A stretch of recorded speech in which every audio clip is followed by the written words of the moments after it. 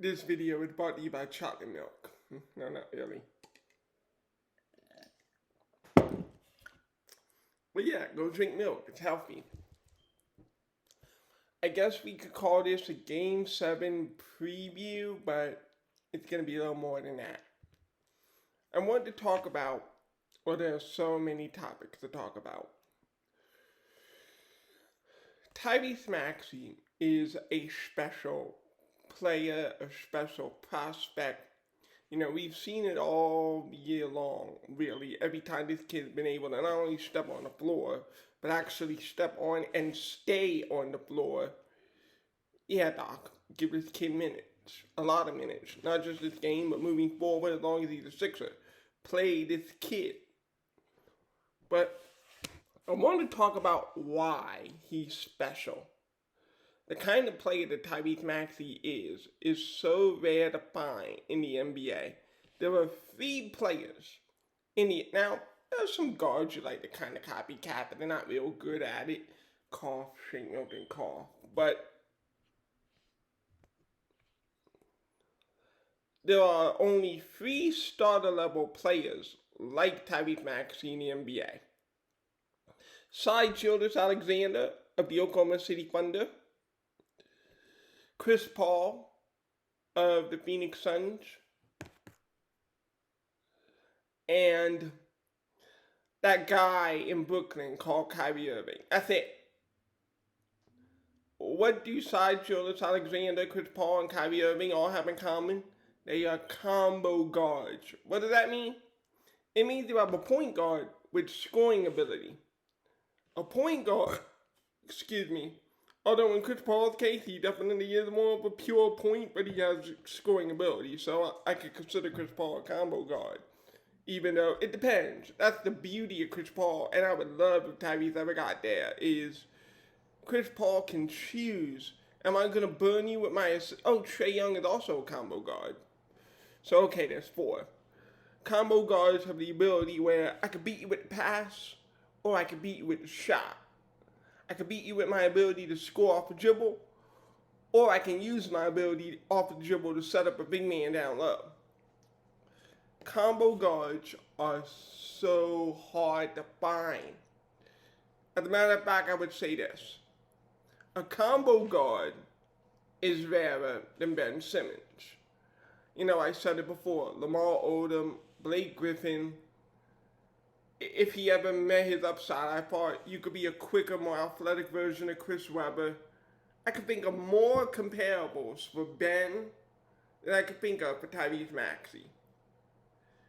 But the combo guard gets scrutinized in general by fans and scouts alike, precisely because of the combo guard's makeup. He isn't pure enough of a point guard from a passing perspective, and sometimes the combo guard can be lured into taking bad shots.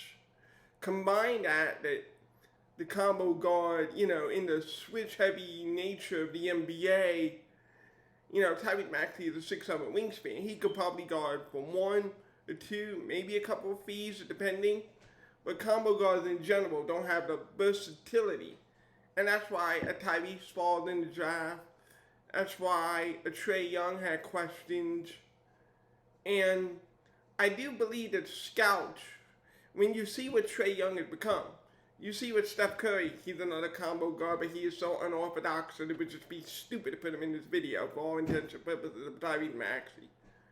But when you see these combo guards, I would applaud other scouts. It's time for us to stop thinking this guy needs to be 6'5" or 6'6" or 6'7", or he is never going to be an NBA prospect, because it's just ridiculous. And you're giving your general managers bad advice. Maxey falling to 21 should have never happened.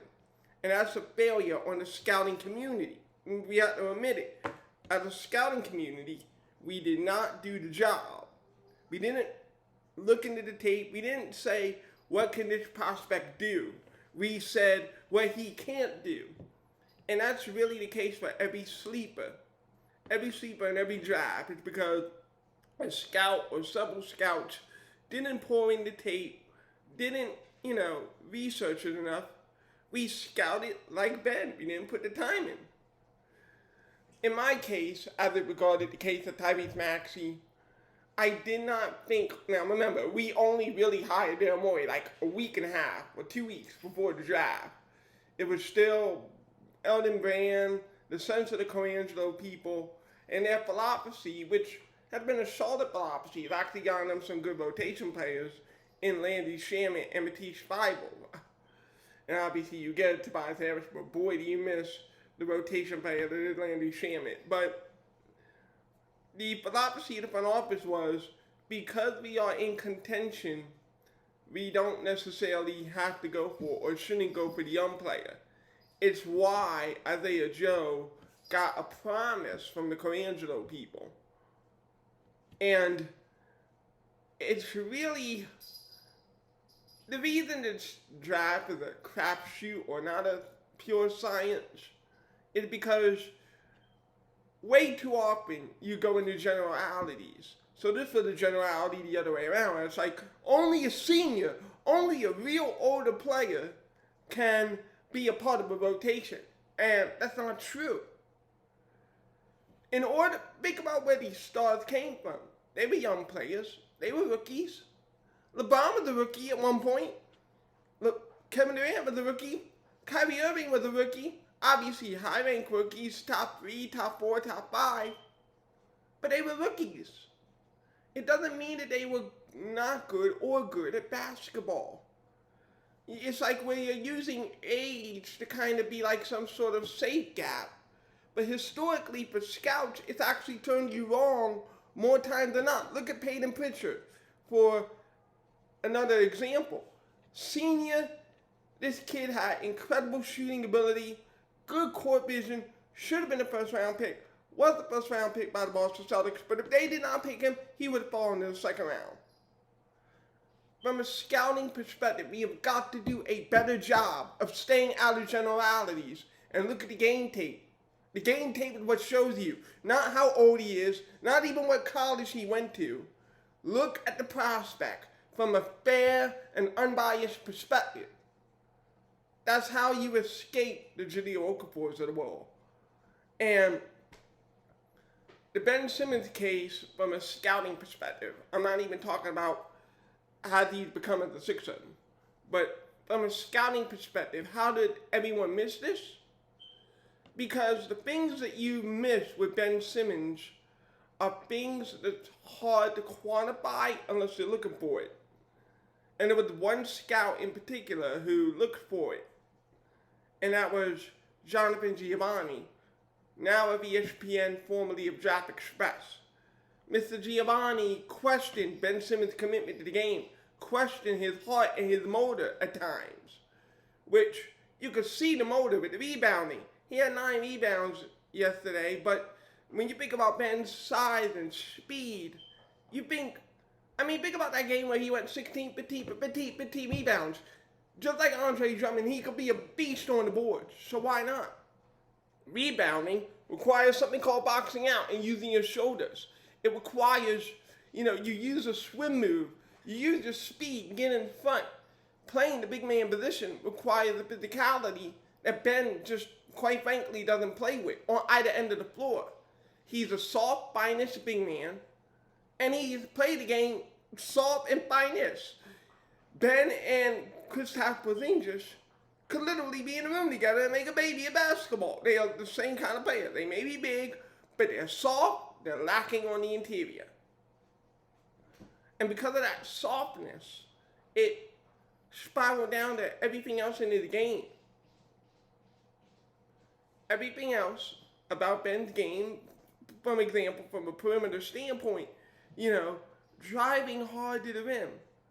That requires you, again, to use your shoulder, don't extend it, but use your shoulder, protect the ball, and have a little change of direction. But all of these things, the moves that you make as a basketball player, think about how much time Joel Embiid put work in the gym. And that's really what it comes down to for Ben. We can't ignore it anymore. You don't put the work in the gym. You're not 80% complete. No.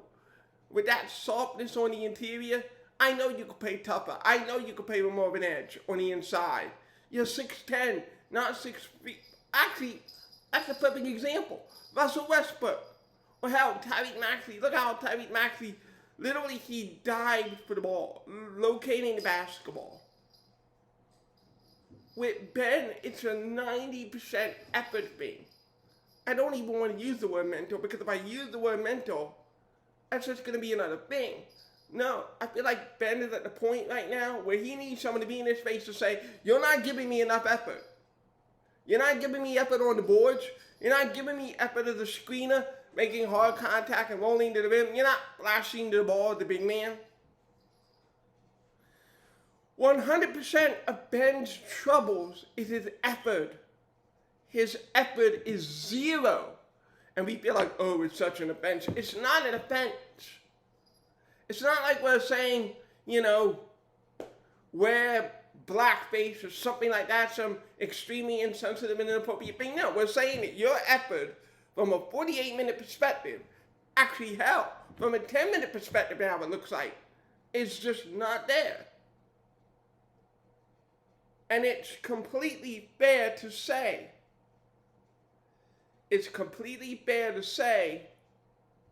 that your effort isn't quite where it should be.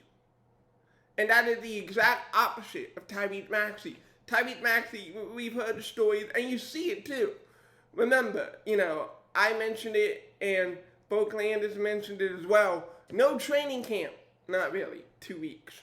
Come on. 2 preseason games. Who cares? No NCAA tournament. Tyrese Maxey has been off for a good part of half a year. And that may have some factor in terms of the energy being up there. But in an NBA season, even this one of 72 games, and even though he didn't play in some of them, obviously, which I disagree with, but, it is what it is. It's over, the regular season. But I think next year Tyrese will get the load that he deserves as an all-caliber player. But generally speaking, Tyrese Maxey has put more minutes than, obviously, in a college season of 32 games and no NCAA tournament. And obviously more than high school. I bet high school season probably, 12 games, 13 games? Like, I don't know. I don't follow high school basketball. But I do remember, if I read, the newspapers, it might be similar to NCAA ball, where you read records like 13-5, whatever. Basically, it's so true. It's 1/3 of an NBA schedule. So Tyrese Maxey has already put in more time in college and high school. So from that perspective, Tyrese is pretty much on even level with these NBA veterans, and that for him, it's definitely a bigger load. So I don't think that it's that sort of a athletic advantage to where it's more about the other guys are exhausted compared to Tyrese. I feel like Tyrese is just one of those players who's always going to have a high motor.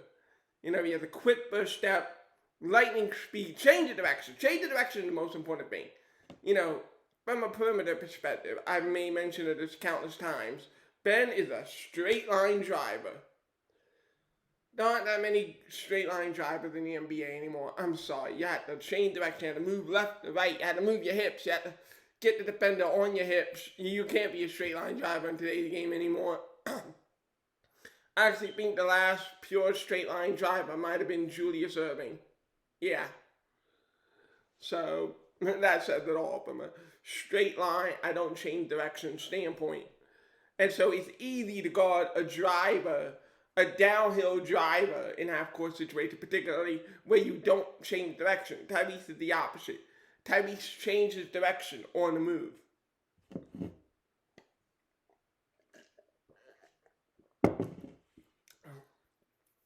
And because of that, that allows him to get to the rim, it allows him to get the reverse layups, the floaters. All of this because he's able to really change direction. I know it shouldn't really be a Tyrese Ben thing because Tyrese has shown this all year long. But the reason that I frame it this way is because it's so depressing to know that this is an effort thing from Ben. It's depressing to know that he's gotten away with no one really, and Doc did it even worse than Brett. No, I don't care about his family, his agent, his people. No, he needs to hear this. He needs someone to come up to him and say, you are not putting in 100% of your effort. You are not at the peak of your ability, your natural basketball ability. And that's really the issue. From the repo perspective, if you know you need to change hands or whatever, or if you know you need your mechanics to improve, that's something you should work on in the off season. And that, for me, and it isn't even something where it's like, oh, it would take a long time. Tyrese Maxey's improvement, literally from February. Remember, he was really struggling that February. I will agree a little bit with Doc. Tyrese's February, and in my opinion, the real reason that struggle happened, you were playing him up to 15, 20 minutes in January, and then you completely cut off the minutes once Court Mars got healthy. Players, young players in particular, Doc, need consistency in a role. And that's really what I felt unfair for Tyrese. He's being yo-yoed all over the place. One moment, you only play 6 minutes in game 4, and inexplicably only 1 minute in game 5. Game 6 is do or die. This kid is able to give you 27 minutes and is able to show you I have the physical tool set of a high caliber player who shouldn't have been at the mid-20s. Like, I don't think, or maybe now he does, but I don't think that the front office understands what fortune fell in their lap. If the draft is done all over again, Tyrese Maxey should be a top 5 pick. And if he's still not a top 5 pick after scouts all year of this, there is something incredibly wrong. You know, like the Killian Hayes, the OG Topins. What? Come on. I have to evaluate the talent. I have to do a better job of it. I know that I posted one scouting video. I'm hoping the season continues because I like to focus more on, you know, the playoffs and then the draft. So I'm actually hoping that the Sixers can extend this so that the drafting work that I do can be held off a little while longer. Because I love watching Joel Embiid play. Joel Embiid is another example. Think about it. You know, you're 16 years old, you come to the United States, you don't know the language, you don't know, you know, the area, anything like that. You know, the people in high school were laughing at him, and his high school coach takes somebody in and he says, ignore the detractors, ignore the haters, I know that in time you're going to be something.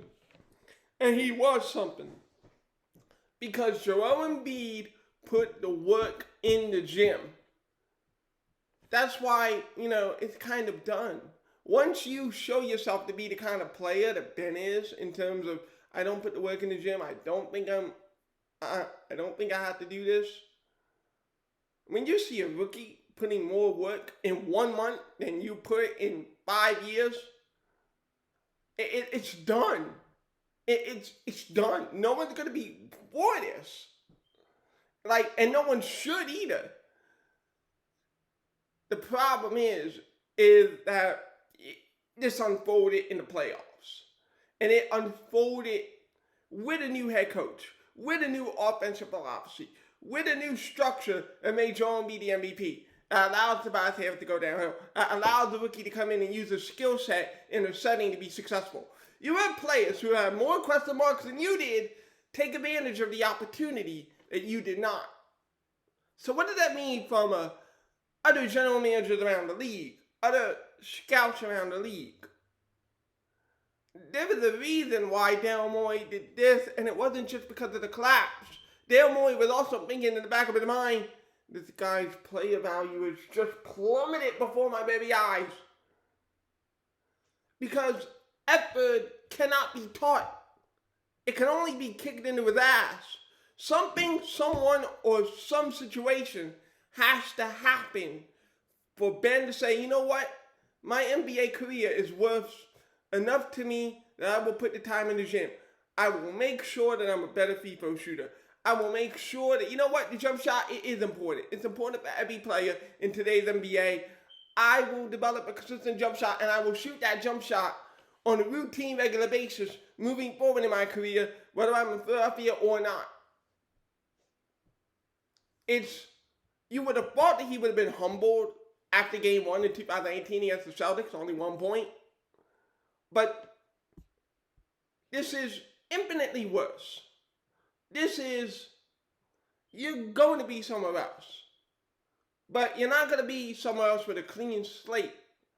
From a fan base and from an organizational standpoint, believe me, the team that acquires them, they're going to be like, that lazy shit that you didn't put up yet, that's not going to stay here. We're going to be in the gym, we're going to work on your shit, and we're going to work on it as long as it takes for you to develop into the player that you could become. But even then, no matter how much emphasis a coaching staff, a front office puts on it, the only one who can put an emphasis on it is Ben Simmons himself. And that's what makes him so hard to trade for. It's what, quite frankly, if you knew this, if some of us listen to Jonathan Giovanni, I don't pick him number 1. Why? The number 1 pick, historically, is for players who you can build around them, who shape the face of your franchise. And for better or worse, this is who Ben is right now. I don't know the team that's going to say, you know what? We saw that epic meltdown on national television. We saw the complete physical and mental collapse of a player. And right now, he is in the dump of dumps. And we don't know if we're ever going to get anything more at best than the 15-8-8, 16-8-8. Can we navigate the free throws if you're shooting them like Ben Wallace? We don't know all of this, but we'll take a chance. And so that's why this is going to be a hard off-season whenever it happens. Hopefully it happens later. I mean, I definitely don't want to lose a game at home. Now that we're here, I was resigned to, if you saw the Game 5 recap, I was resigned to the acknowledgement that, you know what, this guy has shat the bed. He has destroyed his career, and this is going to be the hardest offseason in Sixer history. And it still is going to be. Because this is not conductive in the locker room. That's how big this has spiraled down. I'm not going to say it, but just read the body language. This has spiraled into the locker room. Joel Embiid on the torn meniscus is giving you everything he has. And let's put that into perspective. DeAndre Hunter of the Hawks had surgery because the pain was too much for that type of injury to make those kind of movements. So just imagine the pain that Joel Embiid is in.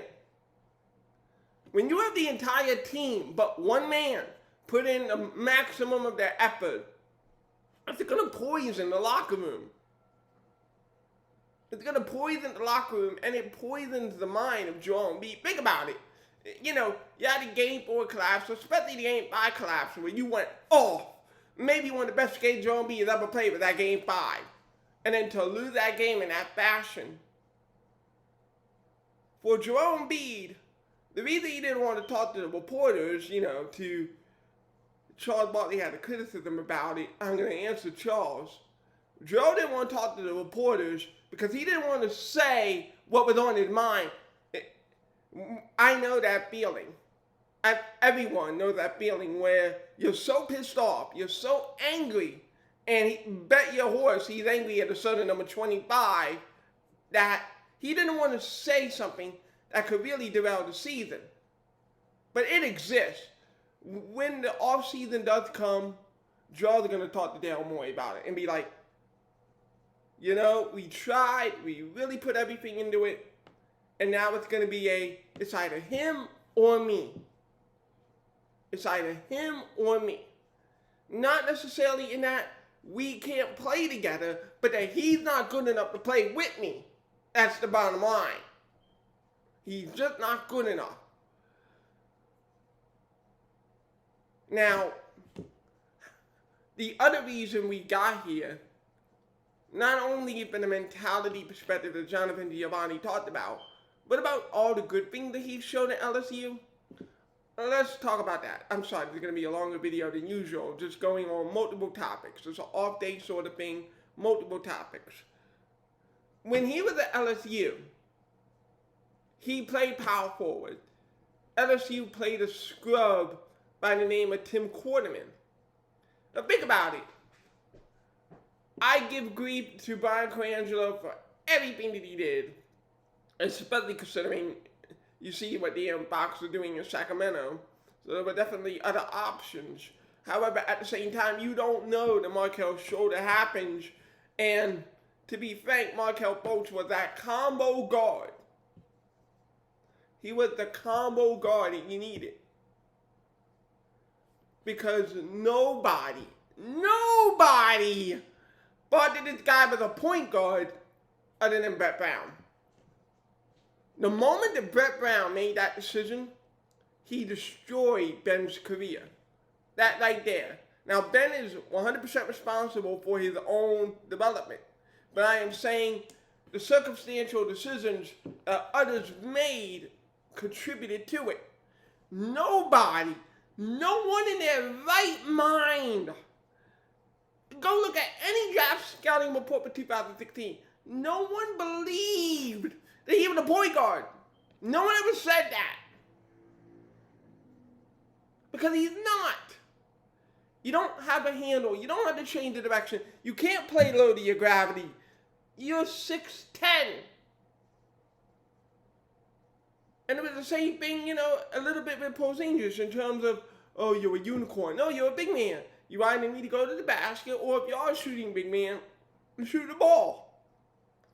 Players need to find roles, whether they're top picks or whether they're role players. And that's why I do love Doc Rivers.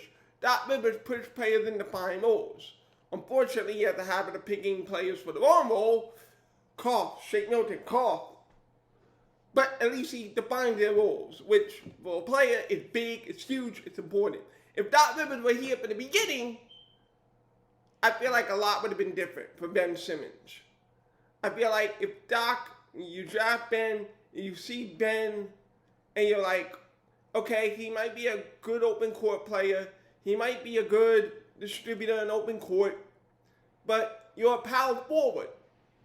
You're not a point guard. Now it's not like LSU had a good year. They didn't. But it was infinitely more effective for Ben to play a power forward than it was a point guard. Playing a power forward, first of all, as much as I say that he should have more effort rebounding the ball, it's also easier if you just play closer to the rim. He averaged over 11 rebounds a game in LSU.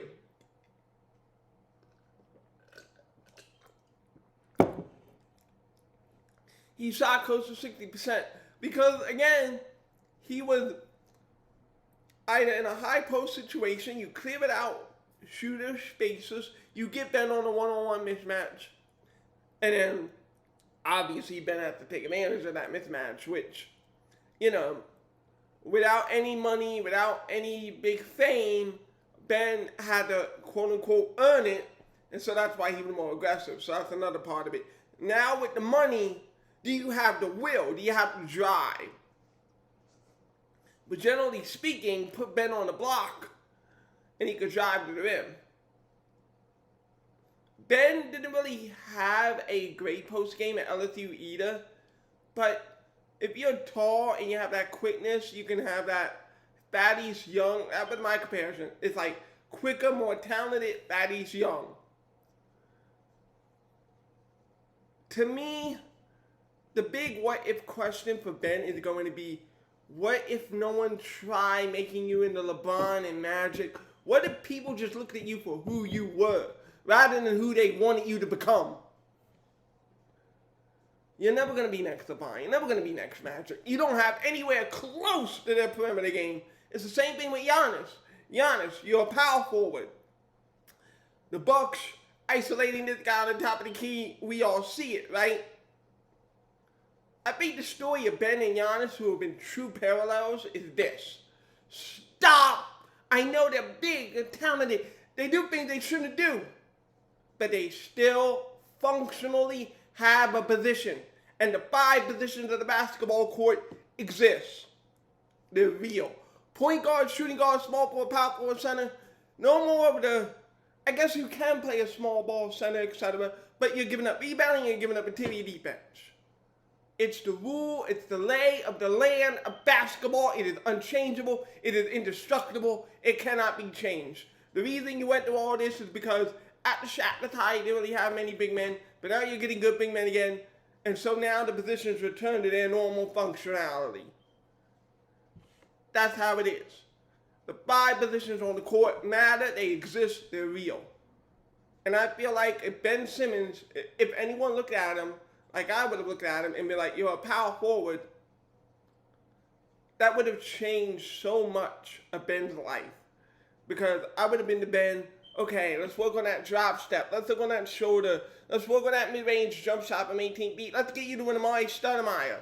I would have had him on a trajectory path forward that made sense for what he does. I would not have tried to re-envision 1979 as though it's 2021. It's gone. It's over. That thing. So I'm just gonna, for the team and the fan base that gets him, what you want is you want your coaching staff to say, not LeBron, not Magic, but let's see if we can get this guy to be like Chris Webber. Let's see if we can get this guy to be like Karl Malone. Develop him back to the basket game. That still has hope. You still have hope to develop him as a big man. But the whole point guard, LeBron, Magic thing, it's gone for good. And not only is it gone for good, it does a total disservice to Ben Simmons. Seriously. The LeBron Magic thing, that did a total disservice to Ben Simmons. It ruined Ben's career. So, when this move on happens, and it does, I will honestly say to Ben, you tried, maybe not as much as I would have liked or would have hoped. And the lack of effort is definitely on you, Ben.